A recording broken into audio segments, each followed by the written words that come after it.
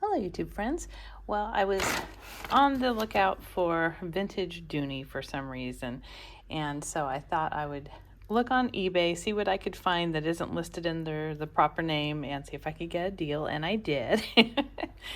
I have just a couple vintage Dooney bags. I have a lot of other Dooneys, but I am definitely not an expert in the field, but I am pretty good at determining if it's legit or not. I have seen fake Dooneys, and they're pretty easy to spot in my estimation. So let's see what I got here. I got this because I am such a fan. If you've been following me for a while, you know of the equestrian styles. Those are my favorite vintage Dooney bags in the all-weather leather. They're just unkillable. So this lovely seller has shipped this to me in a bag, which is my absolute favorite thing for a leather bag, to come in a bag. And Mono's Beauty just dealt with this from TJ Maxx. And I was telling her that was my favorite thing. I love that. So let's see. Ooh, it looks good. Oh, you know, my favorite part of these old bags is the patina that the leather gets, where it gets kind of shiny. I think that is just beautiful. Wow, nice. So this little Dooney duck is chipping a little bit, but it looks pretty good. So let me kind of unwrap it a little bit and show you the rest of it. Okay, so I took out the strap. It's got a really nice long crossbody strap.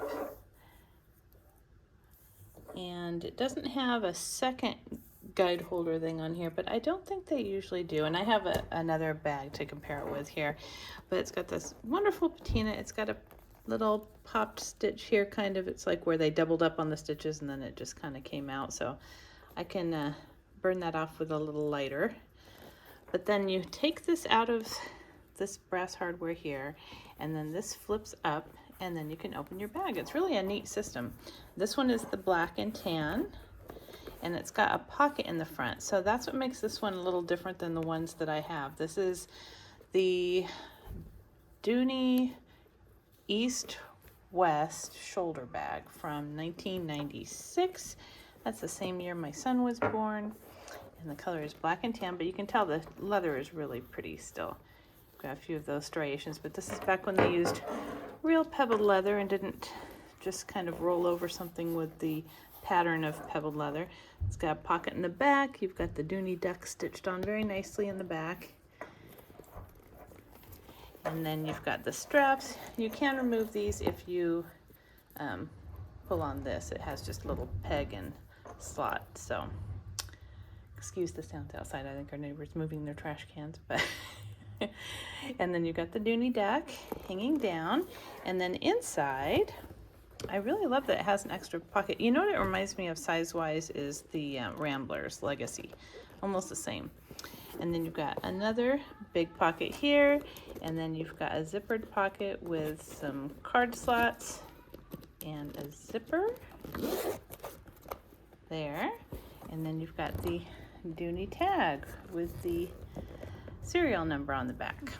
So yes, it looks all legit. This one is not covered in pen like my other ones are inside. And I'll show you the measurements on this one. Let's take those. So it looks like all I have to do is just kind of stuff it a little bit. I'm going to give it a good wipe down, clean it up a little bit. Use the lighter to get those off. There is corner wear, but once you polish it, you don't really see that. And I knew that was the case. But all in all, it looks pretty darn good. It's just got wear on those corners. But everything is serviceable, and I was very happy with the price because it was only $40, which is like nothing. Especially for a vintage Dooney. These are going for like, I saw them for $180. I saw them for $220. Because this is a kind of rarer style. So anyhow, it's a good deal. This is, well, if I'm going beyond the little pocket there to the bottom, it's about 9.5 wide and 7 inches high. And then the depth is going to be hard because these are so smushy. But if I pulled it out, it's about 2 inches. 2.5 in depth. And then here's my other one that I have, and I love this bag. This one is the equestrian, I think it's just the equestrian flap bag, and this is the color rouge. Beautiful.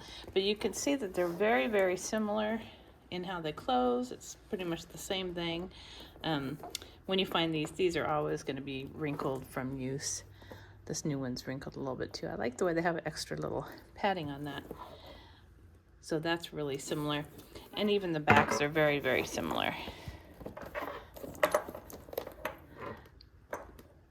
This one is very, very worn. It must have been worn against their body a lot. This one is not very worn in the back, but the front has most of the wear. And then the difference is this one has a nice leather strip around it that has patinaed so beautifully through the years. And this is also a crossbody.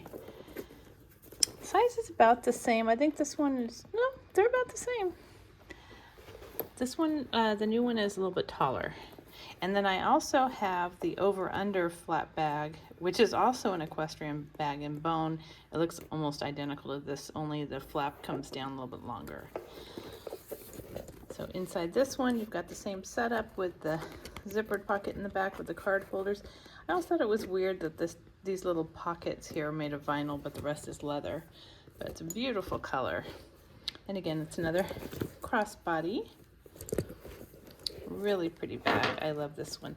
The over-under flap bag I have in bone, someone had shortened the strap at some point, so it's crossbody, but it's a tight one. So, and this again has the Dooney deck. And I think they varied kind of with what they used to hook on these Dooney decks. This one is, I mean, they're leather, but it's like the thinnest possible leather you could ever find. And some of the little charms, if you get something a little older, like from the earlier 80s, they had like a D&B on this. So it's not always going to be a duck charm. So that's one of the reasons I can say I'm never going to be an expert on these. I'm always learning something.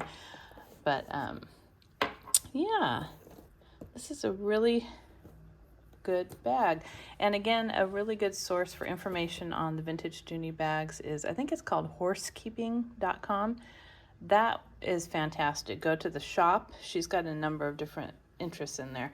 But go to the shop and then you can look by style of vintage Dooney and learn so much about them, when they were made. It's just a fantastic resource. And of course it's free, so I suggest looking on there. But I'm really happy with this bag. I will definitely wear it. I don't have one in black. I figured black was a good color to go for. Now I have the rouge and the bone, so go with a little darker. Well, I hope you liked this unbagging video, and if you did, please give it a thumbs up and subscribe. Until next time.